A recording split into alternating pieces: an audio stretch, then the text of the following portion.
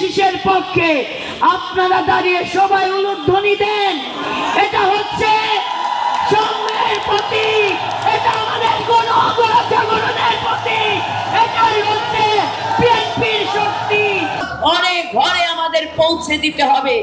উঠোন বৈঠকের মাধ্যমে, পাড়া বৈঠকের মাধ্যমে, চায়ের দোকানের মাধ্যমে, আমার দিদিরা রান্নার ঘরের আয়োজনেও আপনারা আগামী ধানের শীষের পক্ষে আপনারা আপনাদের মতামত ঘোষণা করবেন। আমরা বিশ্বাস করি আগামী দিন জনগণের ভোটে যখন বাংলাদেশ জাতীয়তাবাদী দল রাষ্ট্র পরিচালনার দায়িত্ব পাবেন, সেই দায়িত্ব গ্রহণ করবেন দেশনায়ক জনাব তারেক রহমান প্রধানমন্ত্রীর আসনে। তিনি আসনে থেকে নয়, জনগণের কাছে দিয়ে আপনাদের সেবক হয়ে সারা বাংলাদেশে সুন্দর সুশাসন, ন্যায় বিচার, মানবাধিকার সকল দিক থেকে রাষ্ট্রকে ঢেলে সাজাবেন আমাদের নেতা দেশনায়ক জনাব তারেক রহমান। হিন্দুরা কিন্তু কোনোদিন আওয়ামী লীগকে ভোট দেয় নাই। আওয়ামী লীগকে ভোট দিতে তাদেরকে বাধ্য করেছে, সত্য কিনা মিথ্যা? আপনি মাননীয় চেয়ারম্যান স্যার, 1970 সালে যখন বাংলাদেশের জাতীয় নির্বাচন হয়, আমি বলতে চাই কয়েকজন পার্লামেন্ট মেম্বার হিন্দু ছিল।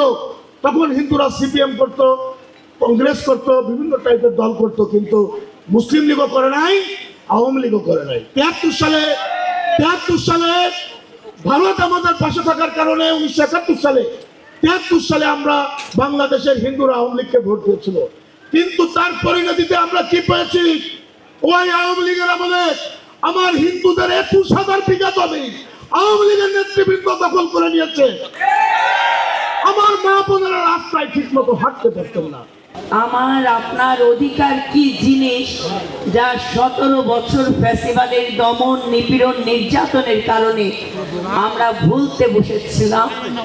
আমার এক ডাকে যারা আজকে সংসারের সব কাজ পরিত্যাগ করে প্রধান অতিথির বক্তব্য শোনার জন্য আজকে এখানে অধীর আগ্রহে বসে আছেন, আমি বিএনপির পক্ষ থেকে আপনাদের প্রণাম জানাচ্ছি। বক্তব্য সংক্ষিপ্ত, নিপুণের স্লোগান দিয়ে লাভ নাই। স্লোগান হতে হবে ধানের শীষের, জয়ধ্বনি হতে হবে ধানের শীষের, জয়ধ্বনি হতে হবে তারেক রহমানের, জয়ধ্বনি হতে হবে বাংলাদেশ জাতীয়তাবাদী দল বিএনপি। এটা আমাদের অর্জন করে নিয়েছি। আমরা স্বৈরাচার মুক্ত দেশ করেছি তারেক রহমানের নেতৃত্বে, কোন ব্যক্তির নির্দেশনায় নয়। 15 বছর ভোট দিতে পারে নাই, এই ভোটের অধিকার লড়াইয়ের যুদ্ধের জন্য তারেক রহমানের বাংলাদেশের নেতৃত্ব দিচ্ছেন। ভগবানের কৃপায় দেশনায়ক জনাব তারেক রহমানের নেতৃত্বে স্বৈরাচার মুক্ত দেশ করতে পেরেছি। আগামী দিনে জনগণের রাষ্ট্র জনগণের হাতে ফিরিয়ে দেব। ধানের শীষের পক্ষে আপনারা দাঁড়িয়ে সবাই উলুধ্বনি দেন। এটা হচ্ছে সংগ্রামের প্রতীক, এটা আমাদের গণ জাগরণের প্রতীক, এটাই হচ্ছে